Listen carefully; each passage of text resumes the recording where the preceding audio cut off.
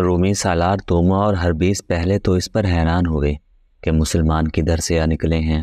انہیں معلوم نہیں تھا کہ انہیں دمشق کا ہی ایک گائیڈ مل گیا تھا جو انہیں ایک چھوٹے راستے سے لے گیا تھا۔ ہربیس توما نے کہا، سب کو مقابلے کے لیے تیار کرو۔ مسلمانوں نے ہمیں 3 دن کی ضمانت دی تھی، یہ 3 دن ختم ہو گئے ہیں، جم کر مقابلہ کرو۔ ہربیس نے دلکار کر کہا، یہ بہت تھوڑے ہیں، کاٹ دو انہیں۔ رومی فوج حملہ روکنے کی ترتیب میں ہو گئی۔ دمشق کے جو شہری لڑ سکتے تھے وہ بھی مسلمانوں کے مقابلے میں آ گئے۔ رومی سپاہی اور اہل دمشق بارش سے بھیگے ہوئے تھے اور ان کا سامان بکھرا ہوا تھا۔ انہوں نے اپنی عورتوں کو اور بچوں کو پیچھے کر دیا اور ان کے 150-200 آدمی تلواریں اور برچھیاں لے کر عورتوں اور بچوں کی حفاظت کے لیے کھڑے ہو گئے۔ رومی للکار کر اور نعرے لگا لگا کر لڑ رہے تھے۔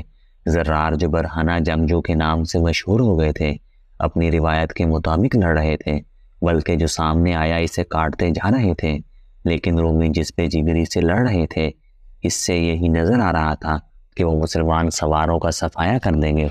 تقریباً نصف گھنٹہ گزرا ہوگا کہ ایک طرف سے خالد رضی اللہ عنہ کے دستے کے 1000 مزید سوار گھوڑے سرپٹ دوڑاتے آ رہے تھے۔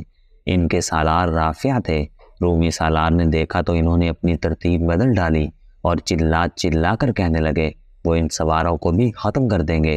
ان کے لڑنے کا انداز ایسا ہی تھا، وہ اپنے دعوے کو صحیح ثابت کر سکتے تھے۔ مارکا اور زیادہ خونریز ہو گیا۔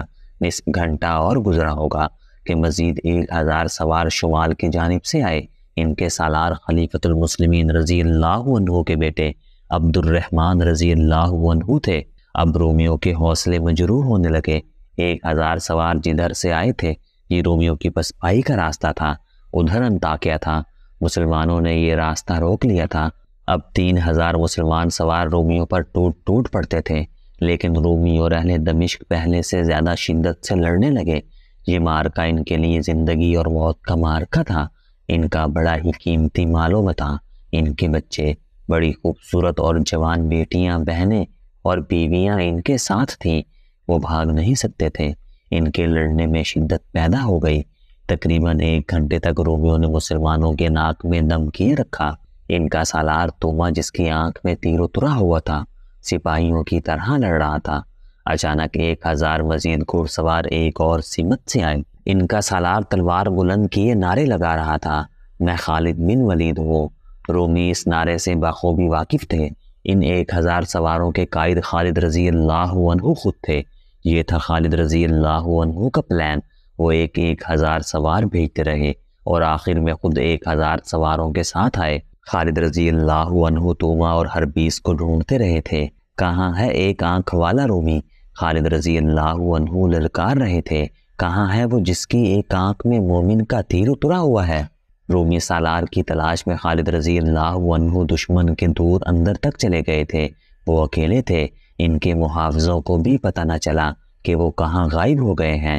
ابن ابی بکر، خالد رضی اللہ عنہ کا ایک محافظ، سالار عبد الرحمن رضی اللہ عنہ کو دیکھ کر ان تک پہنچا اور لڑائی کے شور و غل میں چلا کر بولا، سالار اعلیٰ کا کچھ پتہ نہیں، اکیلے آگے چلے گئے ہیں۔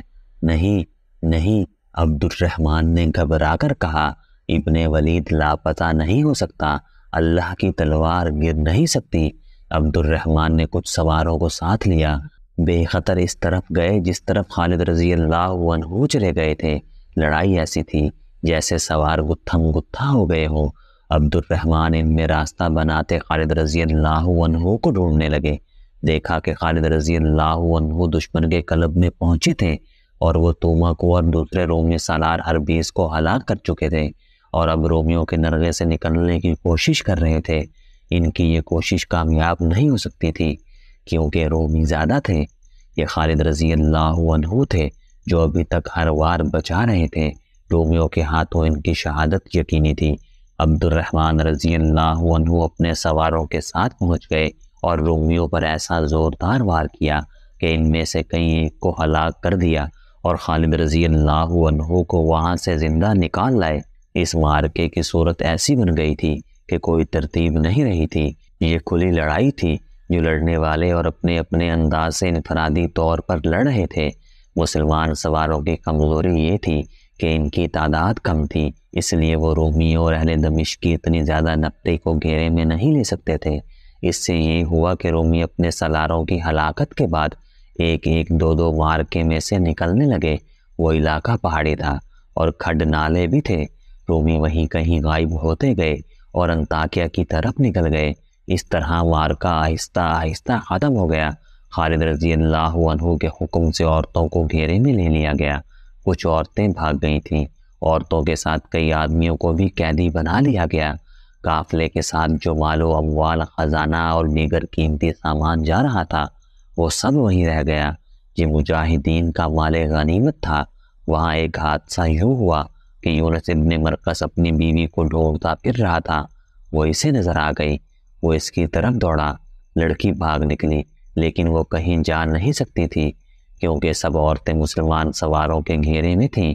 لڑکی نے جب دیکھا کہ کوئی راہ فرار نہیں اور یونس جو مسلمان ہو چکا ہے اسے پکڑ لے گا، تو اس نے اپنے کپڑوں کے اندر ہاتھ ڈالا اور خنجر نکال لیا۔ یونس کے پہنچنے تک لڑکی نے خنجر اپنے سینے میں گھونپ لیا۔ وہ گری اور یونس اسے اٹھانے لگا۔ جا ابن مرقس، لڑکی نے کہا، میرا خاوند مسلمان نہیں ہو سکتا، اور وہ مر گئی۔ یونس ابن مرقس دھاڑے مار مار کر رونے لگا۔ اس لڑکی کی خاطر اس نے دمشق مسلمانوں کو دلوایا تھا، پھر یہ خون ریز مار کا لڑایا تھا، مگر لڑکی نے اپنا خون بہا کر اس کی محبت کا خون کر دیا۔ مسلمان سواروں نے اپنے شہیدوں کی لاشوں اور زخمیوں کو اٹھایا، مال غنیمت رومیوں کی گھوڑا گاڑیوں پر لادا، عورتوں اور بچوں کو مرے ہوئے رومیوں کے گھوڑوں پر بٹھایا اور دمشق کو چل پڑے۔ یہ اگلی صبح تھی جب مال غنیمت وغیرہ اکٹھا کیا جا رہا تھا۔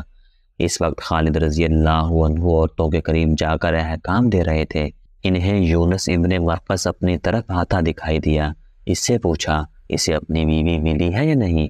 مل گئی ہے، یونس نے روتے روتے ہوئے جواب دیا، لیکن زندہ نہیں۔ اس نے اپنے خنجر سے اپنے آپ کو مار دیا ہے۔ غم نہ کر ابن مرقس، خالد رضی اللہ عنہ نے کہا، تو اس سے زیادہ قیمتی انعام کا حقدار ہے۔ میں تجھے اس سے زیادہ خوبصورت بیوی دوں گا۔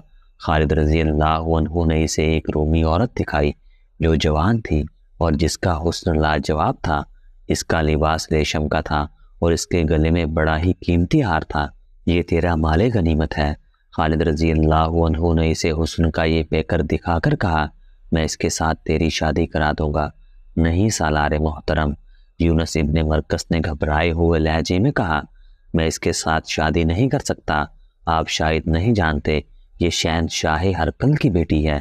یہ ان کے سالار توما کی بیوی تھی، اب یہ کسی شہنشاہ کی بیٹی نہیں۔ خالد رضی اللہ عنہ نے کہا، اب یہ تیری بیوی ہوگی، یہ مجھے واپس کرنی پڑے گی۔ یونس ابن مرقس نے کہا، ہرقل اپنی بیٹی کو واپس لینے کے لیے اپنی تمام تر سلطنت کی فوج اکٹھی کر کے دمشق پر حملہ کر دے گا۔ ایسا نہیں کرے گا تو فدیہ ادا کر کے اسے آپ سے واپس لے لے گا۔ خالد رضی اللہ عنہ خاموش ہو گئے۔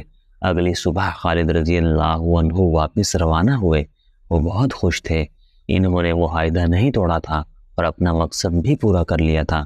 دمشق تک جانے والا راستہ آدھا طے ہوا تھا کہ انطاکیہ کی طرف سے 12-14 گھوڑ سوار آئے۔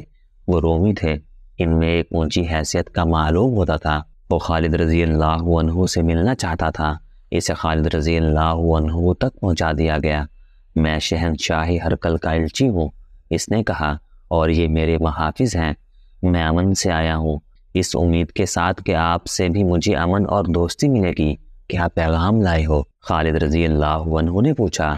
شہنشاہ ہرقل کو اطلاع مل گئی ہے کہ آپ نے ہماری فوج اور دمشق سے ہجرت کرنے والوں پر حملہ کیا ہے۔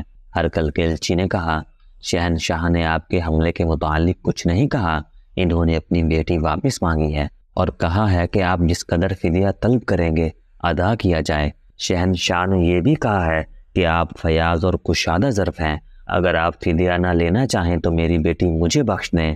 ہرقل نے خالد رضی اللہ عنہ کو فیاض اور کشادہ ظرف کہہ کر ان کی خوشامد نہیں کی تھی۔ وہی خالد رضی اللہ عنہ جو میدان جنگ میں دشمن کے لیے قہر تھے، میدان کے باہر اتنے ہی حلیم اور فیاض تھے۔ اگر تمہارے شہنشاہ نے بخشش مانگی ہے تو اس کی بیٹی کو بخشش کے طور پر لے جاؤ۔